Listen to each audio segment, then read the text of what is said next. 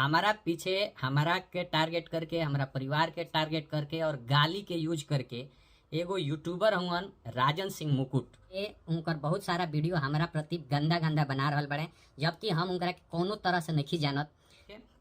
तो हम हाथ जोड़ के विनती करतनी डीजीपी साहब, जौन प्रशासन बिहार पुलिस जौन हमरा के इतना रिस्पेक्ट करेला, एसपी साहब से कि ये पर त्वरित कार्रवाई करी। या हेलो नमस्कार। जौन की राजन सिंह मुकुट बड़न ई बार बार केहू केहू पर वीडियो बनावत रहेलन। बहुत ही अच्छा इंसान हवन और इनकर तीन गो यूट्यूब चैनल बा। जौन की पहिलका चैनल पर 2.63 लाख यानी कि 3 लाख के करीब सब्सक्राइबर बा और दूसरा का जौन इनकर यूट्यूब बा जौन A1 बिहार के नाम से चलला, जौन की 1 मिलियन यानी कि 1 मिलियन से ज़्यादा सब्सक्राइबर बाड़न। और जौन तीसरा का इनकर चैनल बा उनकर 1 लाख इनकर सब्सक्राइबर बाड़न, यानी कि तीनों को मिला दिया जाए तो लगभग 2 मिलियन इनकर फैन फॉलोइंग्स बा। अच्छा खासा फेसबुक पर भी बा, अच्छा खासा इनकर जौन की फैन फॉलोइंग्स अच्छा खासा बा, इनकर वीडियो अच्छा खासा चलेला। और जौन BIB विजेंद्र सिंह जौन काल के लाइव आके बोलले बाड़न, जौन की इनका पर आरोप लगावत रहन अभी लंदन में फिल्म शूटिंग करे गइल बाड़न।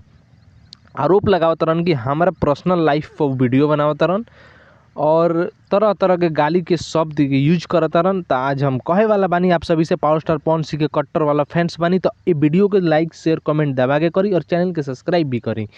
काहे से कि ये VIP विजेंद्र सिंह हवन जौन कि पावर स्टार पवन सिंह के लाइफ पर्सनल लाइफ पर बार बार वीडियो बनैले बाड़न। लगभग 2000 वीडियो बनैले बाड़न। तो का इनकरा पर केहू केस ना करी, इनकरा पर केहू FIR ना करी, इनकरा पर केहू आवाज़ ना उठाई?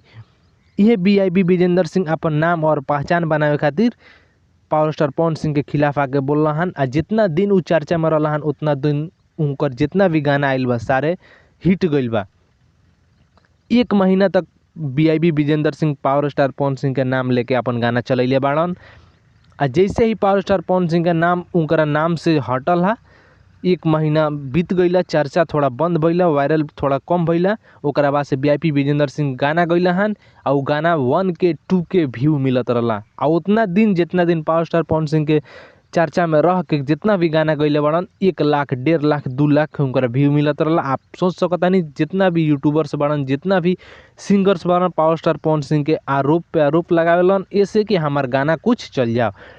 ये BIB विजेंद्र सिंह है जौन की बार बार एक रिलाई भी कैले बनी वीडियो में, आप सब जाके देख सकतानी। जौन की पहिलका वीडियो में रिलाई कलर नहीं कि ते आपन पर्सनल होला, दोसर केहू के पर्सनल ना होला।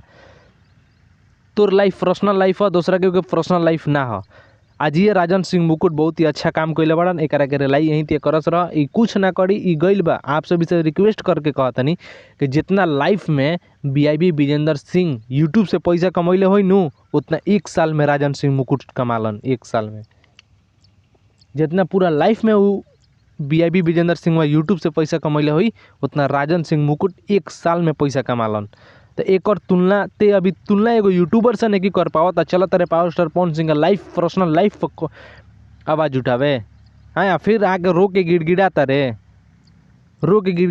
कि बिहार के DGP के ह, हमारा डिस्ट्रिक्ट के DGP के ह, हमारा आरोप का 2 गो वीडियो बनैला से तोर झाँट उखड़े वाला बारे हैं। ते बहुत पर्सनल लाइफ पर वीडियो बनैले बड़े, अपन ते मार्केट में आवे खातिर, अपन गाना चलावे खातिर बहुत वीडियो बनैले बड़े। ते वजह से जौन उखाड़े के बाद तौन उखाड़, चाहे बिहार में आके जौन उखाड़े के बाद तौन उखाड़, तोड़ा से कुछ उखड़े वाला नहीं के। काहे से कि तेहू केहू पर पर्सनल लाइफ पर वीडियो बनैले बड़े। आ जब तक ले अपना आप के ना सुधरबे तब तक ले ते दूसरे के ऊपर आरोप भी नहीं की लगा सकत। मानू ते साला भोजपुरी के सबसे पहले बर्बाद करे में तोर हाथ बा, बुझाइल।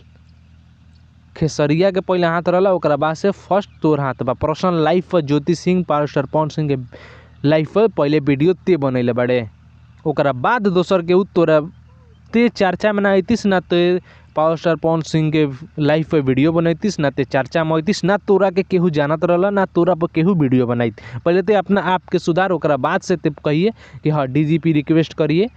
और वीडियो में जाकर हुआ सभी देख सकतानी, हम ओकर डिस्क्रिप्शन में लिंक देतानी। जौन राजन सिंह मुकुट जौन वीडियो बनैले बड़न बहुत ही सुपर आ ओकरा लायक यहीं ते वीडियो बने के चाही। भोजपुरी में एगो कीड़ा रहला महेश पांडे जौन की बहुत ही अच्छा विशाल सिंह जाके ओकरा के समझा दिलान, सुधर गइल बा।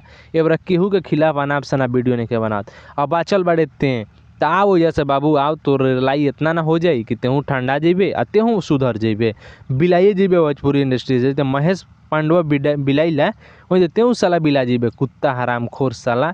अपना आप को सुधारता नहीं है, बात करता है दूसरों का। पहले अपने आप को सुधार पहले तू दूसरे किसी पे कमेंट नहीं करेगा तो तुझ पे कौन कमेंट करेगा रे साला हराम खोर। तो भाई पावर स्टार पवन सिंह के कट्टर वाला फैंस बहन वीडियो को दूर दूर तक शेयर करी और चैनल के सब्सक्राइब करें।